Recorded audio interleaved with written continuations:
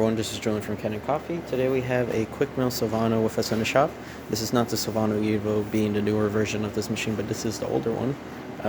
And it came in for a few things. One, that the steam wand was clogged, or it wasn't making steam, or every time you hit the steam button it wouldn't go out. The solution to that was we found that there was quite a lot of milk buildup in the steam wand, so went in there and cleaned it out, and now it works fine, which is what we would test in a few seconds.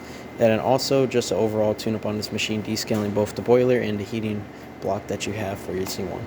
But yeah, so we're going to put this in there.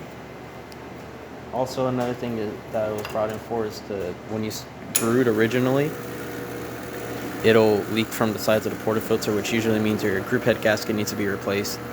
But as you can see, looking fine now. No, don't worry if the shot runs a little too fast or slow. We don't calibrate our grinders to the machines. We just want to, test run, make sure we're getting pressure, which we're getting 9 bars. So it's going to be a pretty decent shot. And yeah. So we also cleaned the inside of the group head, hand scrubbing it out, all the coffee buildup, which there was quite a lot. Taking both the shower screen and the plate off that disperses water into your puck, cleaning them out by hand. And then also replacing the group head gasket, back flushing the machine so that you could get a lot of that coffee out through the back. Now we're going to test the steam one.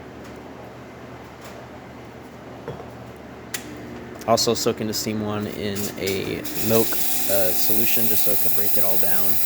And descaling both sides of the boiler, of course. And yeah, I also did a few swapping of the electrical connections because they were almost deteriorating. They're all kind of scorched in their own sense, but some were just too far. And it was kind of a little bit of a hazard to not. And so I went in there, replaced 2 of the connections under the lid.